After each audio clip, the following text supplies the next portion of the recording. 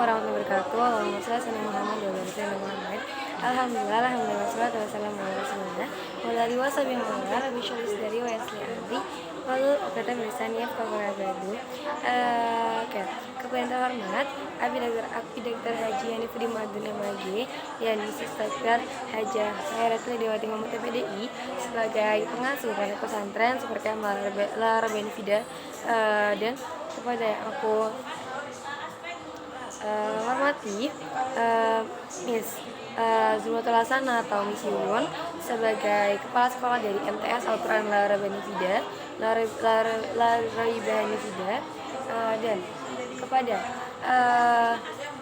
para jajaran Dewan Guru, para pengurus Hanifida dan para staf Hanifida yang aku sayangi dan aku cintai, dan tidak lupa kepada kedua orang tua aku yang selalu mendukung aku, mensupport aku, mendoakan aku yang terbaik, dan keluarga aku dan saudara-saudara aku yang ada di rumah yang selalu menantikan aku. Oke, perkenalkan, nama aku Anas Tameka Nugroho atau kalian bisa panggil aku Meika. Aku hari ini akan menjelaskan peta imajinasi PKN yang berjudul NKRI atau daerah dalam kerangka Negara Kesatuan Republik Indonesia. Oke. Yang pertama adalah perjuangan menuju Negara Kesatuan Republik Indonesia. Sejarah tentang lahirnya Negara Kesatuan Republik Indonesia semakin menguat setelah Jepang menyerah tanpa syarat kepada sekutu. Hal ini menyebabkan Indonesia berada dalam keadaan vacuum of power atau tidak ada pemerintahan yang berkuasa.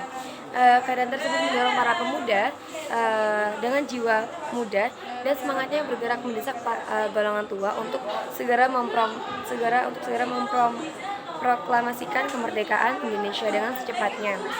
Setelah Indonesia mengalami vacuum of power, terjadi beberapa rentetan peristiwa yang berujung pada pembacaan teks proklamasi. Adapun peristiwa tersebut tampak pada alur berikut. Yang pertama, peristiwa Rengas Dengklok, yang kedua pertemuan dengan Jenderal Nishimura, dan yang ketiga perumusan teks proklamasi. Proklamasi sebagai pernyataan kemerdekaan bangsa Indonesia pada hari Jumat pukul 10 WIB di Jalan Pegangsaan Timur nomor 56 Jakarta. YR Soekarno didampingi oleh Mohatta tidak secara sepihak memutuskan hasil rancangan teks proklamasi. Sikap YR Soekarno itu wajib kita teladani. YR Soekarno memperhatikan pendapat golongan muda dan golongan tua yang hadir. Naskah proklamasi kemudian diketik oleh Said Malik atau Malik Katau. Setelah itu YR Soekarno membacakan naskah proklamasi dan berkata, benar-benar saudara semua setuju. Semua hadirin yang datang dalam rapat tersebut mengatakan dengan bulat dan semangat setuju. Taufik Abdullah dan Abi Lapian 2012 193 sampai 129/124. Yang B itu adalah proklamasi kemerdekaan bagi bangsa Indonesia memiliki makna yang dapat kita ladani dari berbagai aspek sebagai berikut. Yang pertama, aspek hukum. Proklamasi yang diperoleh merupakan berkat rahmat Tuhan. Proklamasi merupakan pernyataan keputusan politik tertinggi bangsa Indonesia untuk menghapuskan hukum kolonial dan kemudian diganti dengan hukum nasional, yaitu lahirnya Negara Kesatuan Republik Indonesia atau NKRI. Yang kedua, aspek historis. Proklamasi merupakan titik akhir sejarah penjajahan di bumi Indonesia sekaligus menjadi titik awal Indonesia sebagai negara yang merdeka bebas dari penjajahan bangsa lain. Yang ketiga, itu aspek sosiologis. Proklamasi menjadikan perubahan dari bangsa yang terjajah menjadi bangsa yang merdeka. Proklamasi memberikan asa bebas dan merdeka dari belenggu penjajahan. Yang keempat adalah aspek kultural. Proklamasi membangun peradaban baru dari bangsa yang digolongkan pribumi pada masa penjajahan Belanda menjadi bangsa yang mengakui persamaan harkat, derajat, dan martabat manusia yang sama. Yang kelima adalah aspek politis. Proklamasi menyatakan bahwa bangsa Indonesia sebagai bangsa yang berdaulat dan mempunyai kedudukan sejajar dengan bangsa-bangsa lain di dunia ini. Oke. Sekarang yang ketiga adalah C, yaitu daerah dalam kerangka Negara Kesatuan Republik Indonesia. Pasal 18 ayat 1 di Negara Republik Indonesia tahun 1945 menyatakan bahwa Negara Kesatuan Republik Indonesia dibagi atas daerah-daerah provinsi, dan daerah provinsi dibagi atas kabupaten dan kota. Yang tiap provinsi, kabupaten, dan kota itu memiliki pemerintahan daerah yang diatur dengan undang-undang. Berdasarkan bunyi pasal 16 ayat 1 UUD Negara Republik Indonesia tahun 1945, Negara Kesatuan Indonesia dalamnya terdiri atas provinsi-provinsi yang saat ini jumlahnya 34 provinsi. Kemudian provinsi-provinsi yang ada di Indonesia dalamnya terdiri atas beberapa kota dan kabupaten. Setiap provinsi dan kabupaten atau kota masing-masing mempunyai kepala daerahnya sendiri-sendiri. Yang saat ini pemilihan kepala daerah tersebut dilangsungkan secara langsung melalui pemilihan umum daerah. Sementara itu pada pasal 18 ayat 2 UUD 1945 yang berbunyi, perintah daerah provinsi, daerah, kabupaten, dan kota mengatur dan mengurus sendiri urusan pemerintahan menurut asas otonomi dan tugas perbantuan. Ini mengandung makna bahwa setiap daerah mempunyai kewenangan untuk mengatur dan mengurus rumah tangganya sendiri, termasuk membuat peraturan daerah. Inilah yang disebut otonomi.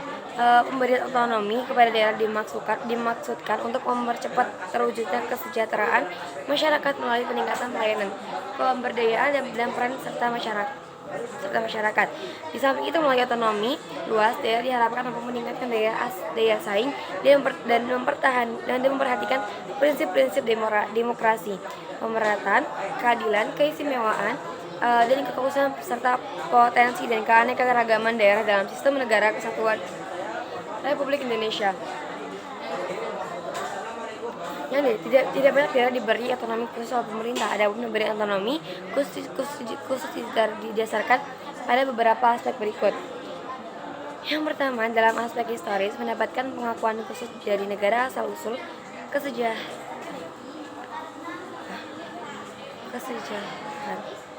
suatu daerah.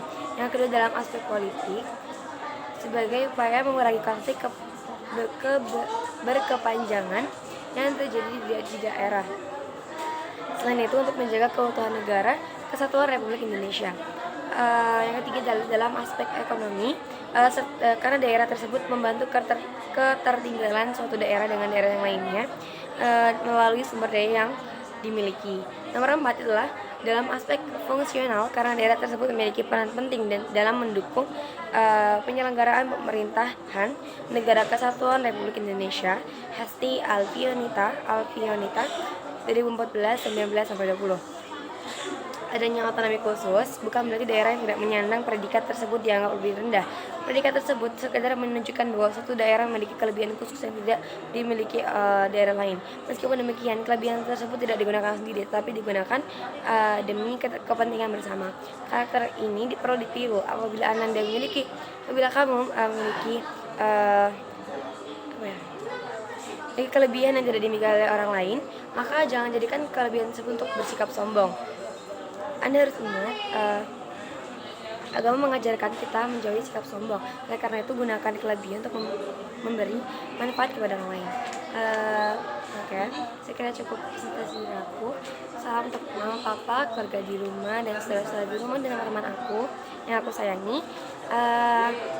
Sekian presentasi dari aku untuk hari ini. Mohon maaf jika banyak kesalahan. Semoga bermanfaat bagi kalian semua. See you next time and bye-bye. Assalamualaikum warahmatullahi wabarakatuh.